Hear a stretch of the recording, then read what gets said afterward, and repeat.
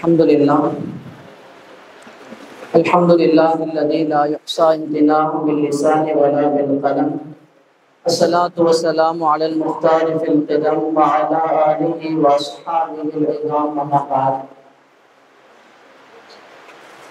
ஆரம்பமாக இஸ்லாத்தின் காணிக்கையான சலாத்தினை தெரிவித்துக் கொள்கிறேன். அஸ்ஸலாமு அலைக்கும் வரஹ்மத்துல்லாஹி வபரகாத்துஹு.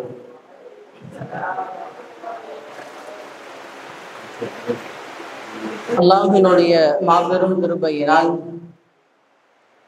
இந்த ரமலானுடைய மாதத்தை முழுவதுமாக அல்லாஹ் நாம் எப்படி இருக்க வேண்டும் என்று பிரியப்படுகிறானோ விரும்புகிறானோ அப்படியாகவே நாம் செயல்படுவதற்குண்டான ஒரு வழிகாட்டுதலையும் அதே நேரத்தில் ஒரு சூழலையும் அல்லாஹ் நமக்கு அமைத்து கொடுத்திருக்கிறான். அல்ஹம்துலில்லாஹ்.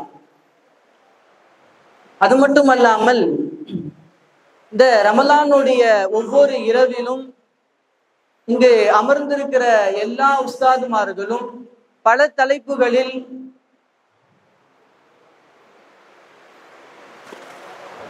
இங்க அமர்ந்திருக்கக்கூடிய உஸ்தாதுமார்கள் பல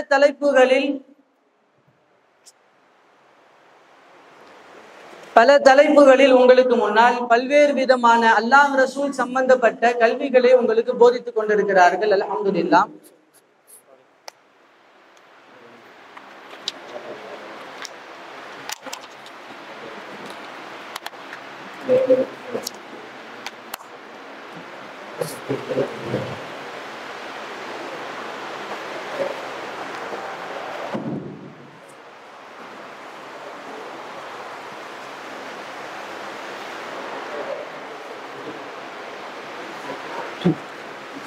அல்ஹம்துலில்லாஹ். அப்போ இந்த ரமலானுடைய மாதத்தை முழுவதுமாக அல்லாஹ் அவன் எப்படி விரும்புகிறானோ, எப்படி பிரியப்படுகிறானோ, எப்படி ஆசைப்படுகிறானோ அப்படியாகவே அந்த செயல்பாடுகளை முழுவதுமாக நாம் செய்வதற்குண்டான ஒரு சூழலையும் வழிகாட்டுதலையும் அல்லாஹ் நமக்கு அமைத்து கொடுத்திருக்கிறான். அது மட்டுமல்லாமல் இந்த ரமலானுடைய மாதத்தில் ஒவ்வொரு இரவும் அல்லாஹ் ரசூல் சம்பந்தப்பட்ட தீனுல் இஸ்லாம் சம்பந்தப்பட்ட பல்வேறு கல்விகளை ஞானங்களை இங்கு அமர்ந்திருக்கிற அத்தனை உஸ்தாதுமார்களும் பல்வேறு தலைப்புகளில் உங்களுக்கு முன்னால் பேசிக் கொண்டிருக்கிறார்கள். அதன் அடிப்படையில் நபி ஸல்லல்லாஹு அலைஹி வஸல்லம் அவர்கள் சொன்ன சம்பவங்களில் இருந்து கிடைக்கக்கூடிய படிப்பினைகள் என்னென்ன அப்படின்றது சம்பந்தப்பட்டுதான் இன்ஷா அல்லாஹ் பேச இருக்கிறோம். பொதுவாக அல்லாஹ் ஜல்ல சுப்ஹானஹு வ தஆலா குர்ஆனில் பல்வேறு விஷயங்களை, மார்க்க சட்ட திட்டங்களை எல்லாம் அல்லாஹ் குர்ஆனில் பேசுகிறான்.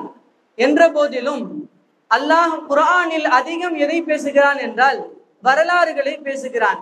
நபிமார்கள் சம்பந்தப்பட்ட வரலாறுகளை, வலிமார்கள் சம்பந்தப்பட்ட வரலாறுகளை, நல்லோர்கள் சம்பந்தப்பட்ட சம்பவங்களை, வரலாறுகளை அல்லாஹ் சொல்லுவதன் மூலம் இந்த சமூகத்திற்கு பல்வேறு படிப்பினைகளை அல்லாஹ் கொடுத்திருக்கிறான்.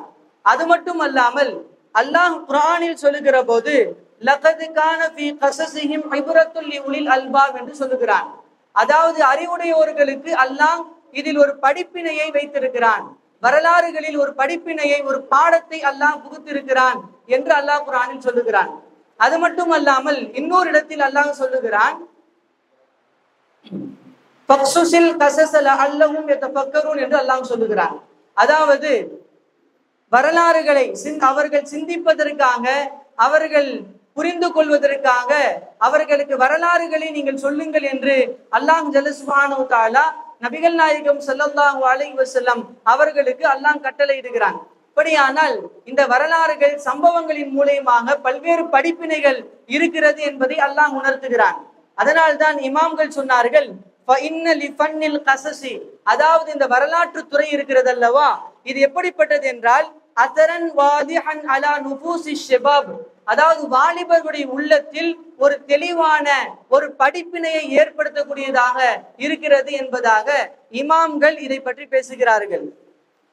அது மட்டுமல்லாமல் ஸல்லல்லாஹு அலைஹி வஸல்லம் அவர்கள் இந்த சமுதாயத்தை வழிபடுத்துவதற்காக, சமுதாயத்தை சீர்படுத்துவதற்காக, ஒழுங்குபடுத்துவதற்காக பல்வேறு வழிகளில் இந்த தீனுல் இஸ்லாத்தை கொண்டு சேர்த்தார்கள்.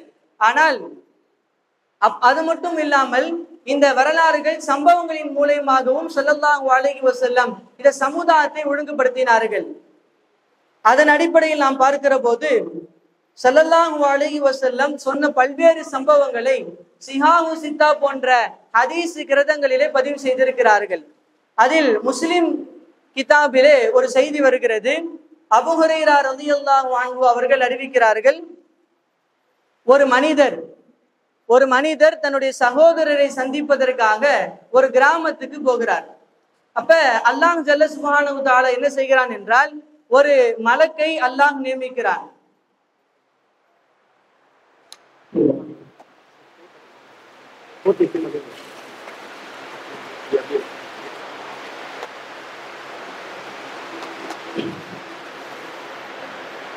அப்போ ஒரு மனிதர், முஸ்லிம் ஷரீஃபில் வருகிற செய்தி, இப்ப ஒரு மனிதர் ஒரு சகோதரரை சந்திப்பதற்காக ஒரு கிராமத்துக்கு வருகிறார்.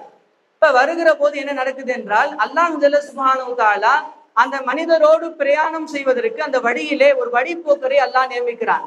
அது யார் என்று சொன்னால், ஒரு மலக்கை அல்லாஹ் நியமிக்கிறான். மனித தோற்றத்தில் ஒரு மலக்கு அந்த மனிதரோடு பிரயாணம் செய்யக்கூடிய ஒரு சூழலை அல்லாஹ் ஏற்படுத்துகிறான். அப்ப அந்த மலக்கு கேட்கிறார்கள், ஐன துரீது, நீங்க எங்கே செல்கிறீர்கள் என்று அந்த மனிதரை பார்த்து அந்த மலக்கு கேட்கிறார்கள். அப்ப அந்த மனிதர் சொல்லுகிறார், நான் இந்த கிராமத்தில் ஒரு சகோதரரை சந்திப்பதற்காக வந்தேன் என்று சொல்லுகிறார். பிறகு அந்த மலக்கு கேட்டாங்க, ஹல்லக அலைஹி மின் நிஅமத்தின் தரப்புஹா, அவரிடத்தில் இருந்து ஏதேனும் ஒரு நியாமத்தை, ஏதேனும் ஒரு அருளை பெறுவதற்காக நீ பார்க்க போகிறாயா என்று கேட்கிறார்கள். அப்ப அந்த நபர் சொல்லுகிறார், அப்படியெல்லாம் இல்லை, நான் அவரிடத்தில் ஏதோ ஒரு தேவையை நாடியோ, நான் பணத்தை நாடியோ அல்லது பதவியை நாடியோ, ஏதேனும் உதவியை நாடியோ நான் அவரிடத்தில் செல்லவில்லை. நான் செல்வதெல்லாம் அன்னி அஹ்பபுத்துஹு ஃபில்லாஹ், நான் அல்லாஹ்விற்காக நான் அவரை நேசிக்கிறேன், நான் அல்லாஹ்வுடைய விஷயத்திற்காக, அல்லாஹ்விற்காக வேண்டி நான் அவரை சந்திக்க போகிறேன் என்பதாக அந்த நபர் அந்த மலக்கிடம் சொல்லுகிறார். பிறகு அந்த மலக்கு சொன்னாங்க, ஃபஇன்னி ரசூலுல்லாஹ், நான் யார் என்று சொன்னால் அல்லாஹ்வால் அனுப்பப்பட்ட ஒரு தூதுவர். சொல்லிவிட்டு அவங்க சொல்றாங்க, பி அன்னல்லாஹ கத் அஹப்பக, நிச்சயமாக அல்லாஹ் உங்களை மிகவும் நேசிக்கிறான். சொல்லிவிட்டு கமா அஹ்பபதுஹு ஃபீஹி, ஏன் தெரியுமா, நீங்கள் அல்லாஹ்வுடைய விஷயத்திற்காக, அல்லாஹ்விற்காக அந்த சகோதரரை நீங்க பிரியப்பட்டீர்கள் அல்லவா, அதனால் அல்லாஹ் உங்களை மிகவும் நேசிக்கிறான் என்பதாக அந்த மலக்கு அந்த நபருக்கு சொன்ன இந்த செய்தியை முஸ்லிம் ஷரீஃபிலே அபூ ஹுரைரா ரலியல்லாஹு அன்ஹு அவர்கள் சொல்லுகிறார்கள்.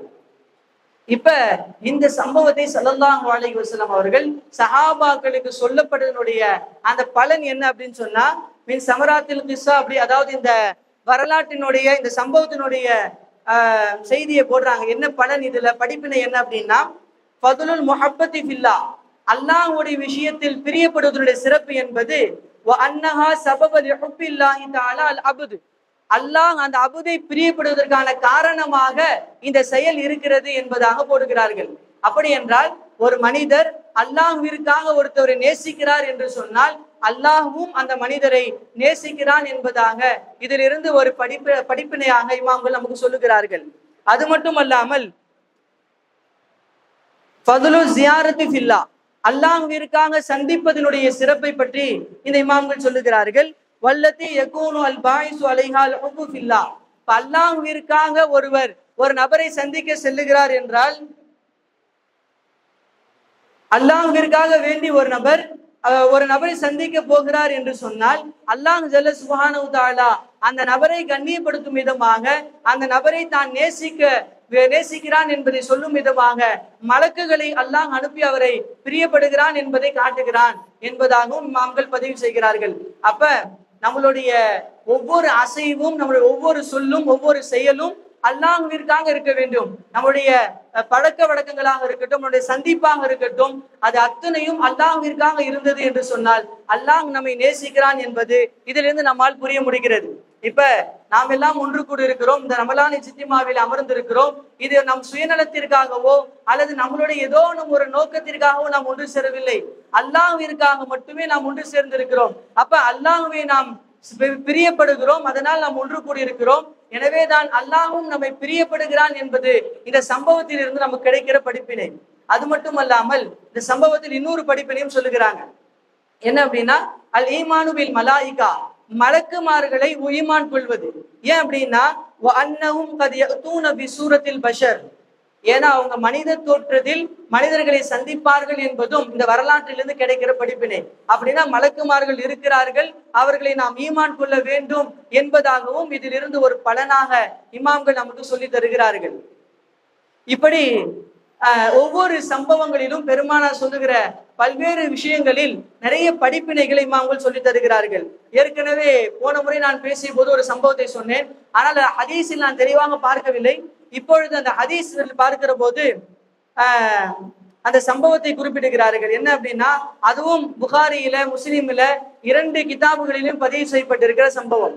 அப்ப அபூ ஹுரைரா ரலியல்லாஹு அன்ஹு அவர்கள் அறிவிக்கிறார்கள், ஒரு தடவை ஒரு நபர் என்ன செய்கிறார் அப்படின்னா இன்னொரு நபரிடத்திலிருந்து ஒரு நிலத்தை வாங்குகிறார். இப்ப அந்த நிலத்தை வாங்கின பிறகு அந்த நிலத்திலிருந்து ஒரு தங்க பாத்திரம் அவருக்கு கிடைக்கிறது. கிடைத்தவுடன் அவர் என்ன செய்கிறார் என்றால் விற்ற நபரிடம் சென்று புது தஹபக மின்னி, இந்த தங்கத்தை, இந்த தங்க பாத்திரத்தை நீங்கள் எடுத்துக்கொள்ளுங்கள். இன்னமாஷ் தரைத்து மின்கல் அரல், நான் உங்களிடத்தில் இந்த நிலத்தை மட்டும் தான் வாங்கினேன். வலம் அபுதா மின்கல் தஹப், இந்த தங்கத்தை நான் என்ன பண்ணவில்லை, வாங்கவில்லை என்று அந்த நபர் போய் விற்ற நபரிடம் சொல்லுகிறார். பிறகு அந்த நிலத்தை விற்ற நபர் சொல்லுகிறார், இன்னமா பிஅத்துகல் அரல் வமா ஃபீஹா, நான் உன்னிடத்தில் நிலத்தை மட்டும் இருக்கவில்லை, நிலத்தையும் அதில் இருக்கக்கூடிய பொருளையும் எல்லாவற்றையும் சேர்த்துதான் உனக்கு என்ன பண்ண நான் விற்றேன், அதனால் இது உனக்கு தான் சொந்தமானது என்று சொல்லுகிறார். பிறகு என்ன நடக்கிறது என்று சொன்னால் 2 நபரும் தீர்ப்பு தேடி ஒரு நபரிடம் செல்லுகிறார்கள். இப்ப அந்த நபர் கேட்கிறார், அலக்குமா வலதுன், உங்கள் இருவருக்கும் பிள்ளைகள் இருக்கிறார்களா என்று கேட்கிறார். பிறகு அதில் ஒருவர் சொல்லுகிறார், லி குலாமூன், எனக்கு ஒரு ஆண் மகன் இருக்கிறார்.